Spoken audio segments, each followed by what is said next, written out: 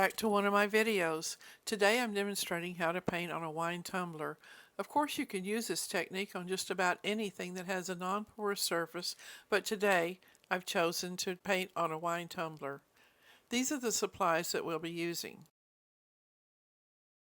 So I have my cup clean and ready to go. Maybe you can tell by looking at this piece that it's been painted on before.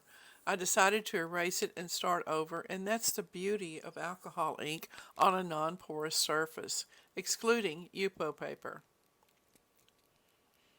So let's go over the supplies for today's projects. I'm going to set this aside first. This is the epoxy resin that you'll need to finish your project. Any piece that will need to be food safe will require epoxy resin, and I do have a separate video for that, so be sure you watch it before you take on this project.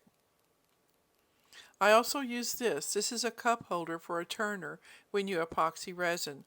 I like to use it so I can hold on to my piece, and I won't want to get fingerprints on my piece, so it's an easy way to hold on to it. Be sure you wipe down your piece with alcohol and clean it. I use only 91% or higher alcohol. 99 is the best. 71 is just too diluted and it does not work well. So this is a very simple technique and it requires no talent. Just paint and have fun with it. I'm using a large brush and I will start with my first color and paint streaks on just like this. My colors are listed in this video, but you can use the colors of your choice or whatever you have on hand. It's okay to touch the piece at this point, but as I add more ink, I don't want to leave any fingerprints. Now I'm using Ranger Denim Blue. I use this color a lot, and as you can see, this is just a simple stroke. One thing I didn't mention, that if you want to keep your paper towels nearby to clean your brush often. So I've cleaned out my brush and moved on to my purple. And this is a turntable that I use.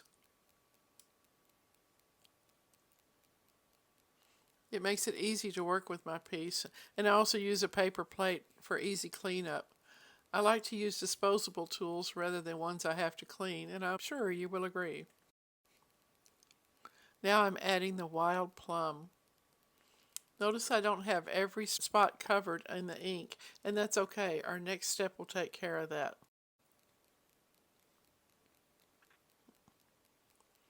Okay, now that I've painted all the way around, I'm going to use some Ranger alcohol blending solution.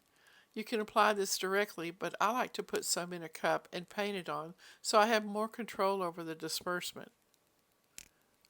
You can do this step with clean alcohol, but I just love the way that blending solution marbleizes the ink. It's so pretty. So I clean out my brush before I dip into the blending solution. And this is where I hold the inside of the cup. The blending solution is so cool to use. See how it blends and marbleizes the ink? Keep your brush clean so the solution doesn't have to work too hard. Again, simple strokes. If you're teaching this to children, be sure that your room is well ventilated and everyone has on masks and wears gloves. Notice how my hand is on the inside of the cup. The ink is still very wet and I don't want fingerprints, so I'll be sure to keep my hand inside. The alcohol, however, will dry very quickly. Just continue to go all the way around the cup. Now I'm making sure that all the white spots are covered.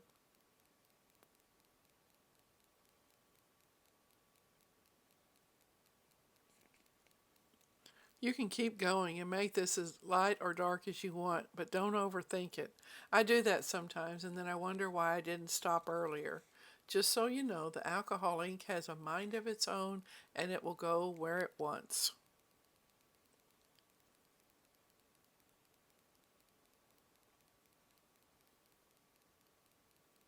Now I'm running out of blending solution, but I want to add just a little more. By pouring the solution into a tiny cup, I feel like I'm not wasting so much. The same goes for painting on the ink rather than applying it straight from the bottle. Even though the ink goes a long way, it isn't necessary to apply so much at one time. I use a brush almost all the time.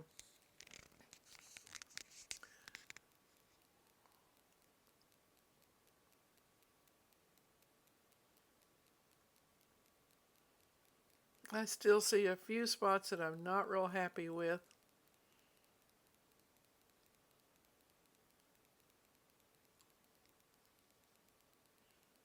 So I'm going to touch it up just a little bit more. I love the way it streaks like that.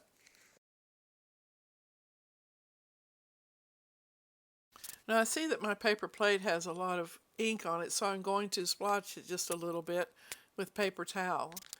You can see the bottom of the ink. The bottom has ink overflow on it, but I will advise you not to clean the bottom or the inside of the cup until you seal the piece with varnish. I use polyurethane varnish that dries fairly quickly. Always seal before you apply epoxy resin or the ink will run.